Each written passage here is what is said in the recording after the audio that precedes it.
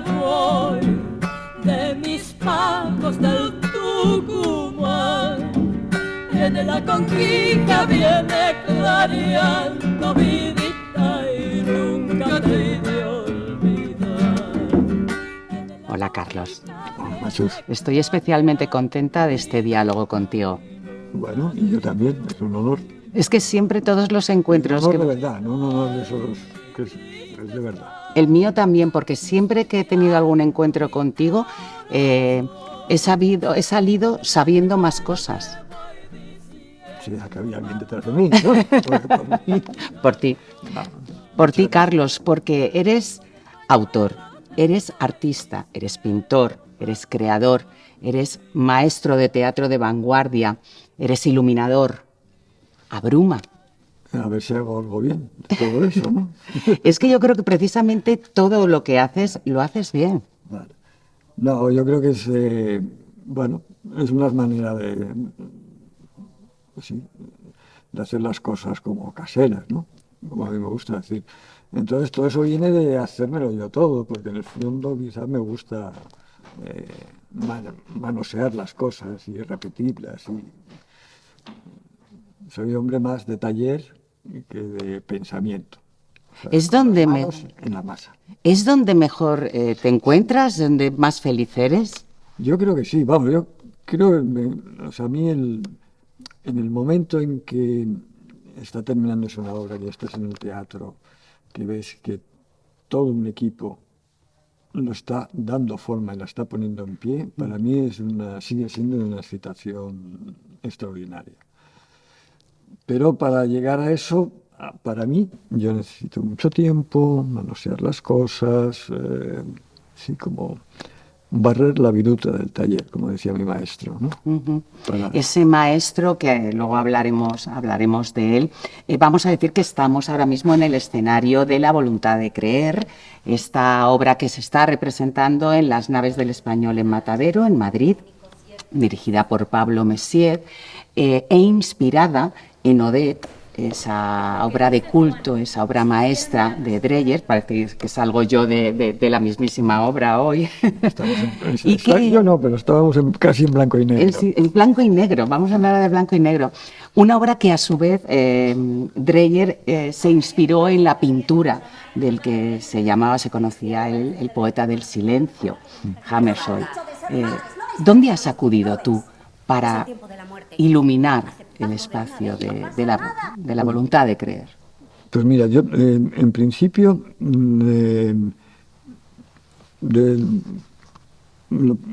como casi siempre, ver lo que sucede. O sea, a mí lo que me gusta es llegar con pocas ideas y ver la obra. Uh-huh. Cuando ya se está terminando, cuando ya está prácticamente...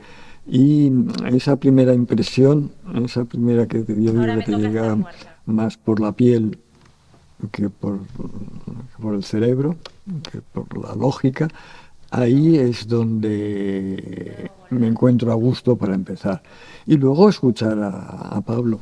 Luego ya sí, ves Dreyer, empiezas a funcionar. Pero él tenía la idea de que la ficción iba entrando poco a poco, por una parte, y que el fin era en blanco y negro. Entonces, bueno, a partir de ahí, y le gustaba la luz natural. Ajá. Entonces, sale solo. A mí sí me parece que lo más maravilloso de esto es que esa voluntad de creer nos la contagia a todo el mundo. Claro. Entonces, tanto espectadores como a los escépticos que llegamos digamos escépticos, digo, yo no creo que sea escéptico, pero o sea, la profesionalidad, europeos, tal, pues siempre tienes un puntito de escepticismo, ¿no? Ah, sí. Yo creo que los europeos estamos cargados de escepticismo, es decir, incluso los que nos hemos peleado con la posmodernidad, nos ha dejado su mella, ¿no? Entonces, sí, somos agnósticos bastante, o sea, somos bastante. Yo siempre me da envidia por Latinoamérica, es mucho más pasional con sus emociones, con sus sensaciones, con su... Aquí somos más cerebrales, somos más... Entonces yo, a pesar de que me considero bastante apasionado y tal, pero sí reconozco que tengo... Entonces, bueno... Te convenció. Me convenció. Entonces yo creo que eso es muy importante, ¿no? Ajá. O sea, que todo el equipo estábamos convencidos y todos fuimos al unísono y entonces el resultado es una obra maravillosa. Yo digo que no se debe ir al teatro con expectativas, pero ni tampoco por la vida, porque luego es cuando te llevas las decepciones. Sí. Vamos a echar la vista atrás, vamos a poner el retrovisor. ¿Tú recuerdas el momento porque a ti en principio no te interesaba el mundo del teatro ni nada parecido? ¿Tú recuerdas el momento en que tú tuviste conciencia clara de que te tenías que dedicar a esto? ¿Fue como una llamada, una epifanía? ¿Fue un proceso? ¿Fue tu maestro? No, yo empecé a trabajar con mi maestro porque descubrí la pintura y la escultura con él. Entonces, el Francisco Peralta era, aparte de ser escultor y pintor, era marionetista. Entonces me propuso trabajar en su compañía. Entonces yo dije encantado, pero realmente por estar con él. A mí el teatro, sinceramente, nunca me había... Y yo creo que siempre he tenido la rémora de que mi verdadera vocación era la pintura y que el teatro había sido circunstancias que me habían ido empujando y me habían ido llevando, pero que yo, de alguna forma... Y esto hace relativamente pocos años, después de inaugurar una exposición, al día siguiente fui a verla y vi la gente mirando los cuadros. ¿Tus cuadros? Mis cuadros. Entonces yo dije, ¿qué hago aquí? O sea, no sabía qué hacer y salí corriendo, espantado. Es decir, entonces pensé, claro, a mí, yo es que lo que me gusta es esa cosa del feedback con el público. Yo cuento algo y alguien viene a escucharme, a escucharnos menos, pero es un acto de comunicación, es un acto profundamente político. Llamamos a la gente que venga a un sitio a compartir un espacio común alrededor de una historia, ¿no? Entonces ahí me di cuenta, o sea, que aunque yo tenía esa cosa de decir, hoy si hubiera sido pintor, y en el fondo los años me habían hecho una persona de la escena, amante de lo efímero de la escena. Y quizá también de lo ritual, de la ceremonia, del acto y el hecho de, como decías antes, de encontrarse. Por supuesto. ¿Y la idea de trascender con tu teatro? Mira, sí, en trascender sí, pero no solamente en el teatro. Yo creo que eso con el dibujo, con la pintura, yo creo que hay algo en la poética que uno encuentra que tiene que buscar la trascendencia o en lo que yo leo. Es decir, me encuentro más próximo a Calderón que a Lope, por ejemplo. Pero bueno, son con todo lo que me gustan ambos autores. Pero sí, hay tendencias y hay cosas que cada uno lleva. Lo que sí es eso, para mí es el ritual del encuentro, el encuentro alrededor de una historia entre comillas incluso, y el hecho que es efímero. O sea, eso que hemos hecho tiene sentido en ese día, en ese momento, con esa gente, y que en otro espacio, en otro sitio, ya cambia, ¿no? Entonces, esto también me está últimamente dándole muchas vueltas, ¿no? Me parece que lo más que tendríamos que explotar mucho más lo efímero del teatro como una de sus grandes virtudes, ¿no? Hablabas antes del público.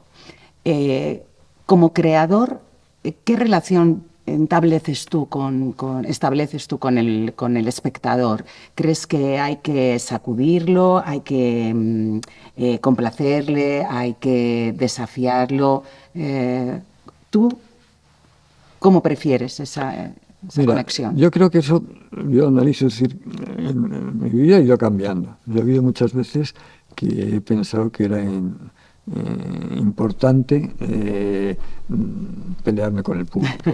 O sea, sí, o sea, que decir, o sea, por cómo ves, no sé, pues, incluso políticamente, realmente, yo tenía esa sensación que necesitaba golpear de alguna forma.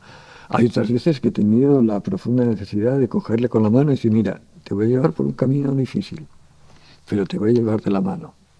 ¿Eh? Otras veces que expongo. ¿Eh? Pero yo creo que son periodos, no sé, yo... ¿Y ahora?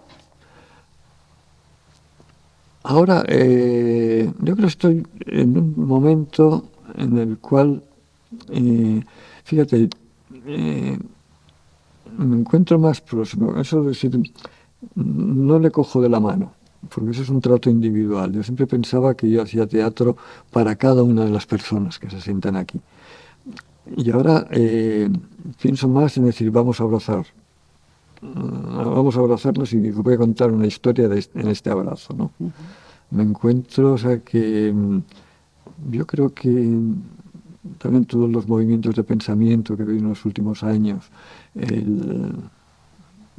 la pandemia. ¿Qué te iba a decir? ¿El abrazo? Sí, tiene algo que ver el hecho de compartir.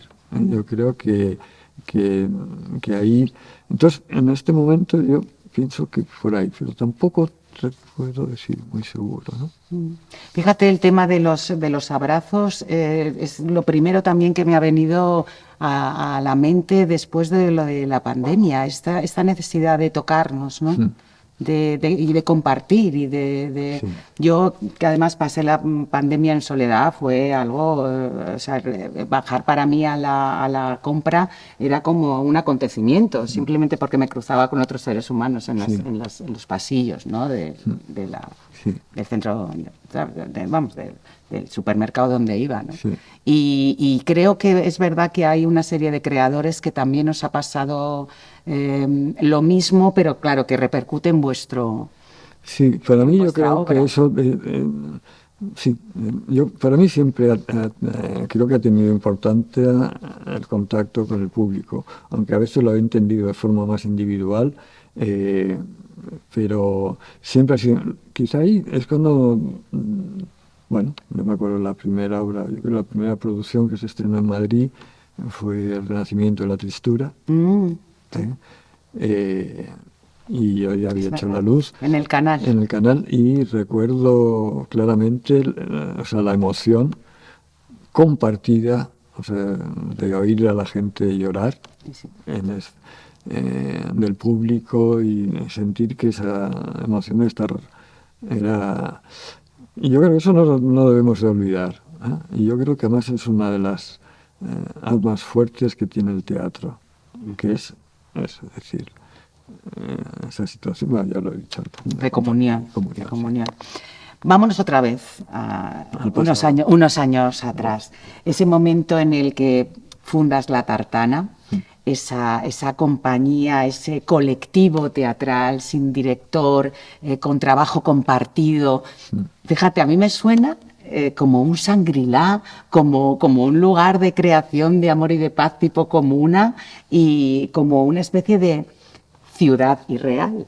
Vale.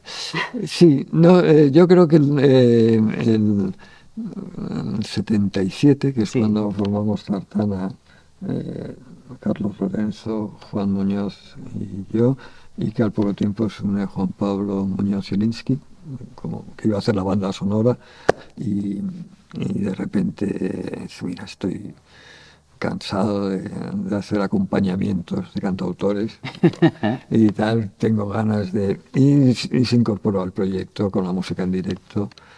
Y entonces no era comuna, pero sí había cosas. Por ejemplo, me acuerdo que nos gustaba, cuando íbamos de gira, pedir habitación para 4 y por las noches nos leíamos en voz alta.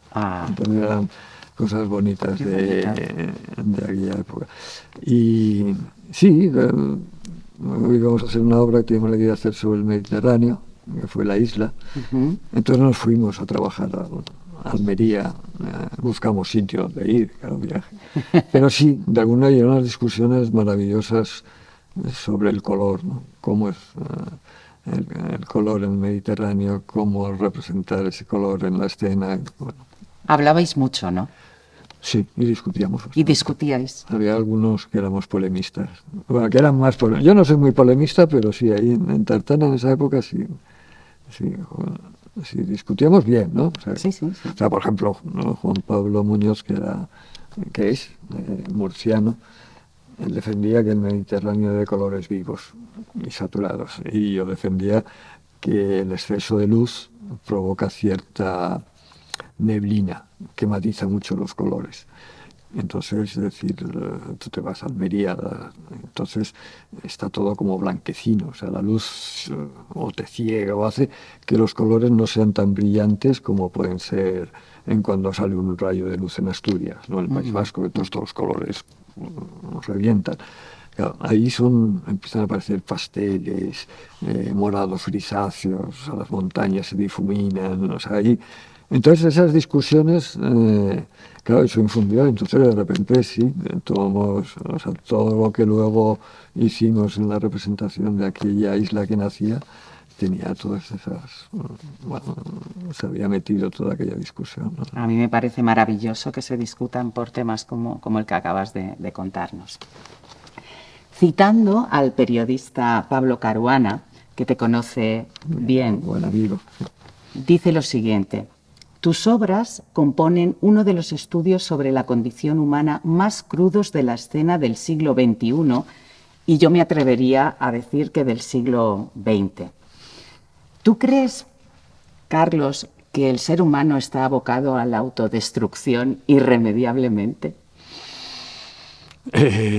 No lo sé, yo no me atrevería a decir, a mí me sorprenden cuando oigo estas cosas decir, porque yo, al fin de cuentas, claro, reflexiono sobre lo que hay alrededor y lo intento dialogar con la belleza, de alguna forma, ¿no? Entonces, bueno, no sé, respeto mucho todo. Pero yo creo que no me lo planteo realmente, si está abocado a donde. O sea, el día a día es el que me parece importante ahora. ¿Te nutres entonces de la observación? Muchísimo, muchísimo. Yo creo que mis hijos cuando eran pequeños iban al metro, les daba vergüenza, porque decían, no mires hacia la gente. Y yo lo único que hacía era mirar y no sé mirar de otra forma, entonces además parpadeo poco y entonces a ellos les daba vergüenza. Es decir, yo observo muchísimo. Lo observo y luego escribo sobre lo que tengo muy cerca y reflexiono sobre lo que tengo muy cerca. Y a veces intento, como todo eso, decir, universalizarlo de alguna forma, ¿no? Y yo creo que sí, pero en el fondo yo creo que es un trabajo, perdona, igual, muy de coger con las manos, de lo que tienes próximo. Es decir, me duele un pie, y escribo sobre que me duele un pie, pero oye, a ti también te duele un pie y al otro, es decir, como cosas más, ¿no? Y con la visual igual, o sea, yo miro todas partes, o sea, todos los atardeceres los miro, vivo en el campo, bueno, sí, tengo toda una relación con lo visual, sí, muy de andar por casa. ¿Y cómo te relacionas con la oscuridad? Bastante bien. No, sí, me gusta, o sea, yo creo que, no sé, cuando ves un paisaje lo primero que ves son las luces, ¿no? Pero luego empiezas a ver las hojas que están en sombra detrás, que no les llega la luz, ¿no? Eso me pasa, eso lo llevamos a un nivel físico y a un nivel, no sé, sensitivo también, ¿no? O sea, me interesa de las personas no solamente lo que brilla, sino lo que hay detrás. De las figuras en la escena, como me gusta a mí, igual. Sí, hay una cara, pero luego hay una contradicción profunda. Entonces, a mí me gusta construir desde ahí, tanto en lo literario, en lo visual o en lo sensitivo, ¿no? Es decir, sabiendo que todo tiene un contraste y otra cara, ¿no? Y con la luz igual, ¿no? Digo, cuando me siento a ver esos primeros ensayos, sí, primero que pienso es decir qué es lo que debe estar oscuro, qué es lo que no hay que ver, qué es lo que... y eso me lleva a construir, no sé, tanto... También como en tu faceta como iluminador, ¿crees que la luz también sirve para mentir? Por supuesto. ¿Tú la utilizas para eso? Intento no, no cabe duda de decirlo. O sea, y de ahí incluso hay una obra que hablábamos de esas cosas, ¿no? De las apariencias, la gran apariencia. es una contradicción muy grande, ¿no? O sea, con la luz tú puedes falsear apariencias o puedes desnudar. Yo me encuentro más cerca de desnudar que de falsear apariencias. Yo a veces digo que me encuentro más cerca como iluminador de la dramaturgia que de la puesta en escena. Es decir, me gusta que la iluminación acompañe más las estructuras de las obras, los recorridos, que no Los espacios. sí, los espacios y, sí, eso es decir, por ejemplo aquí, bueno, muchas obras, es decir, o sea, el cuaderno dorado, ¿no? Pues, acompañaba muchísimo o sea, era fundamental para la lectura, la luz, ¿no? Se convirtió en de Carlota Subirós y Sí, sí. entonces a mí me gusta trabajar desde ahí, más que... Pero de todas formas, decir, pues no cabe duda, hay veces que es maravilloso cuando metes un petardazo de luz y como es un efecto maravilloso y dices, eso es, bueno, ahora me gusta más intentar desnudar la escena y al mismo tiempo o ocultarla, ¿no? Una persona me dice, no le debió gustar nada a Carlos esta obra porque nos está dejando a oscuras. Y no es cuestión de gustos o no gustos, sino yo creo que hay cosas que en la penumbra ayudan a la percepción a leer en ese momento, ¿no? Entonces, bueno, sí, en mis obras suele haber momentos oscuros, sí, penumbrosos. Has comentado antes que también otra de tus facetas es la de productor, fundador de compañías y fundador de teatros. No olvidemos que tú eres uno de los fundadores del Teatro Pradillo en el 90 en Madrid, al que luego regresaste en los 2000 años después. Fíjate que conociendo cómo eres, tu personalidad, lo intuitivo, quizá ese es un espacio donde no se te imaginaría en un principio, ¿no? Te sentías cómodo en ese Claro, pero eso rol. empezó también, es decir, en los primeros años, yo creo que fue en el 80, 81, volviendo, nos habían invitado al Festival de Múnich Sí. y volvíamos en la furgoneta y yo venía excitadísimo de haber visto, pues había conocido a Julian Beck, el Living Theater, el Odin Theater, bueno, entonces, y hemos visto cómo había habido, aparte de que se presentaban espectáculos, había todo un periodo de encuentro entre... y yo le dije, ¿por qué no ocurre esto en Madrid? ¿Por qué no hay? Entonces, vamos a hacer un festival en Madrid, donde la gente se encuentre, aparte de presentar sus trabajos.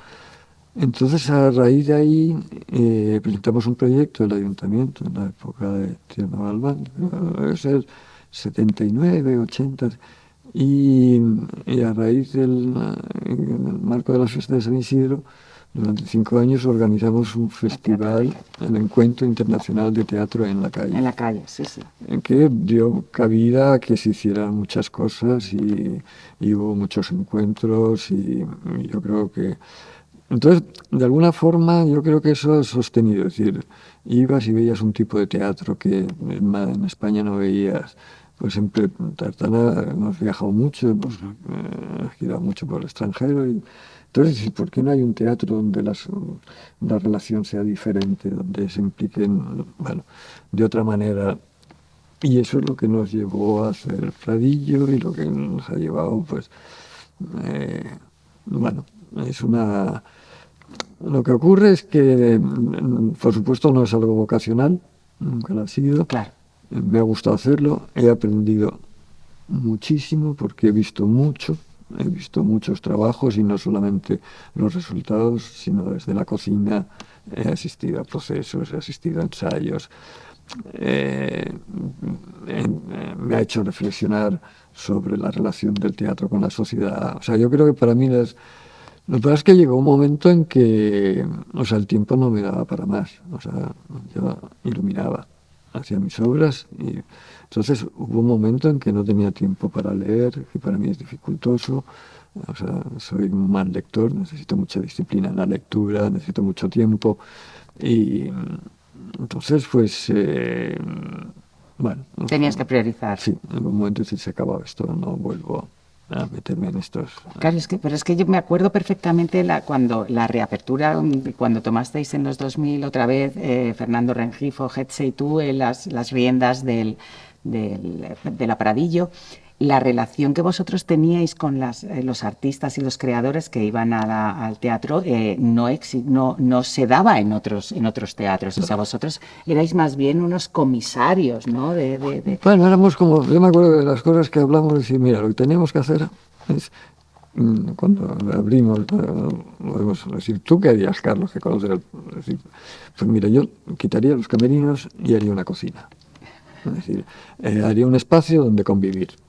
Entonces, creo que el teatro que podemos hacer, lo que nosotros podemos aportar a Madrid ahora, tiene más que ver con ese encuentro, esa forma de trabajar, donde se comparte la comida, para luego mostrar al exterior. Es decir, o sea, con eso quiero decir, o sea, que había una visión muy clara de cómo se debe trabajar dentro de un teatro, pero al mismo tiempo cómo todo eso no es algo endogámico, no, sino todo eso se vuelca hacia afuera.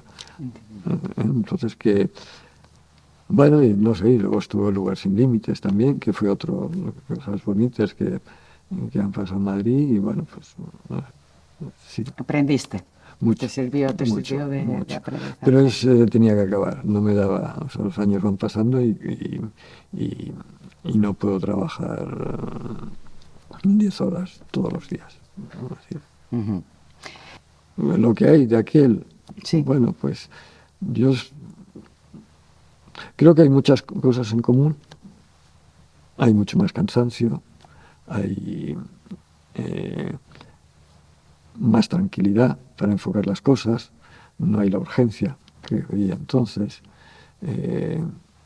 pero yo creo que lo que me movía entonces es lo que me mueve ahora, pero con 50 años más, porque son casi 50, ¿no? 50. No, 45, por ahí de así, ¿no? Fue que yo tenía 22 años, 23 años, así. Uh-huh. Entonces sí. No, sí, es bonito, pero bueno, no me cambio, ¿eh? No me cambio, me gusta cómo estoy ahora y cómo trabajo ahora. A mí me gusta también cómo trabajas ahora. Gracias, y te agradezco todas tus obras, tus creaciones, porque nos haces felices. A los y las que te admiramos. No, a mí, ya te digo, me gusta ese momento. Tú fíjate, a mí antes era alérgico a saludar. Nunca saludaba. Era porque decir, ¿para qué? Y en un momento dado empecé a decir por solidaridad, por ser compañero del... Y a mí hay algo ahora que me gusta, en esos momentos que sales a saludar, porque es un momento, no es ni de agradecimiento, ni de... sino hay algo de encuentro. Es decir, y me gusta más que siempre digo, que se enciendan las luces, o sea, que sea un momento, es decir, donde unos y otros nos vemos. Es decir, en ese momento entonces, bueno, eso es lo que, cuando sucede eso es lo que es importante, ¿no? Es decir, Carlos, muchísimas gracias. Gracias a ti. Ha sido, como siempre, un rato precioso. No, a ti que lo has llevado maravillosamente. Muchas gracias. Mala ya mi suerte, tanto querer te viene clareando.